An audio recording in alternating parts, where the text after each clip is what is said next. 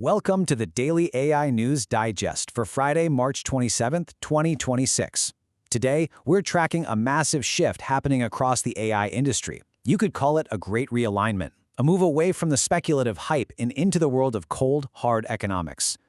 So let's just get right into it, because our lead story today is a big one. It looks like the generative AI hype bubble has finally, definitively, burst. And the event that triggered all of this? Well, in a move that has absolutely sent shockwaves through tech and media, OpenAI has just pulled the plug on its groundbreaking video platform, Sora. And this wasn't just some quiet shutdown. The decision completely dissolved a massive $1 billion partnership with Disney, a deal that, by the way, was never actually finalized. And get this, Disney executives were apparently given just 30 minutes notice. They were left, quote, startled and blindsided. So the question on everyone's mind is, why? Why would they kill off one of the most talked about technologies on the planet?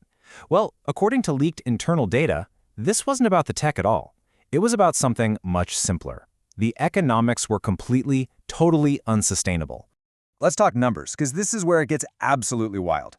The platform's operational costs were just staggering. Sora was burning through an estimated $15 million every single day. And the return on all that spending, a grand total of $2.1 million in lifetime revenue. You heard that right. That's less than it costs to keep the service running for just a few hours. And when you lay it all out, the picture is, well, it's pretty bleak. With downloads collapsing by 67% in just 3 months and numbers that were totally incompatible with its IPO goals, OpenAI really had no choice but to shut it down. So what's next for OpenAI? They're pivoting hard.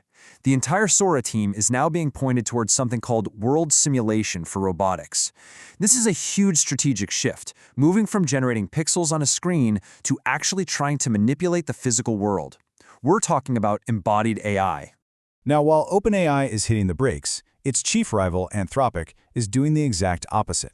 They are making a very different kind of financial news and are sprinting towards the public markets. The company is already in talks for an IPO this October, and they're aiming for a colossal $380 billion valuation. I mean, a number that big would instantly make it one of the largest tech companies in the world. So, what's fueling this kind of ambition? It's just explosive revenue growth. The company is projecting a $26 billion run rate for this year, and that's all driven by a laser-like focus on big-money enterprise clients, who now make up 80% of its income. But you know, it's not just about the money. As the whole financial landscape is shifting, a really deep ethical and political divide is splitting the AI user base wide open. It's creating a whole new battlefront for market dominance. Yeah, we're talking about the QuitGPT crisis. A massive user boycott has already cost OpenAI over 2.5 million subscribers, and it all stems from their controversial decision to partner up with the US Department of War. And that move created this really clear choice for people. OpenAI took the defense contract that Anthropic had very publicly rejected on ethical grounds. It basically created two camps: OpenAI's state AI versus Anthropic's neutral AI stance. And this has had some very real consequences. Just look at the numbers. In only 12 months, OpenAI's market share has just plummeted, going from 69% all the way down to 45%. As users have been flocking to rivals like Anthropic's Claude.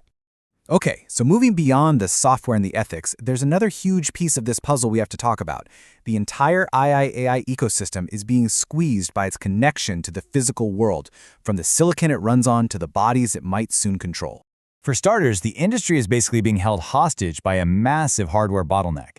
TSMC's advanced chip capacity is completely booked solid until 2028, which is creating what people are calling a silicon panic. And at the same time, you've got this major smuggling scandal at Supermicro Computer, which just goes to show how desperate companies are for compute power, and the huge risks they're willing to take. Meanwhile, Meta has apparently made a massive leap forward with a new model called Tribe V2.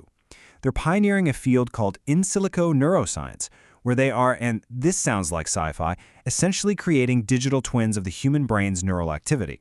And this new model can predict our brain's response to what we see, hear, and read, but with an incredible 70-fold increase in resolution. Now, this could be an amazing breakthrough for things like neurological treatments, but it absolutely opens a Pandora's box of questions around mental privacy. And finally, it looks like AI is getting a body. There's a new partnership between Google DeepMind and Agile Robots, and their whole goal is to create an AI flywheel. They're taking real-world data from thousands of industrial robots, using it to train smarter AI models, and then deploying those smarter models right back into the hardware. It's a cycle of constant improvement. So when you connect all of these dots, the economic collapses, the deep ethical divides, and the very real physical constraints, what does this all mean for the future? What we're witnessing here is a major realignment. You could even call it a violent but necessary one. The era of just experimenting with viral magic tricks is over. It's being replaced by a much more disciplined focus on profitability, industrial use, and physical integration. And that's really the key takeaway here. The success of an AI is no longer going to be measured by how much it can surprise us. Instead, it's going to be measured by its ability to reliably and profitably support the actual infrastructure of the modern world. This Daily Digest was brought to you by bestai.org. Thanks for joining us.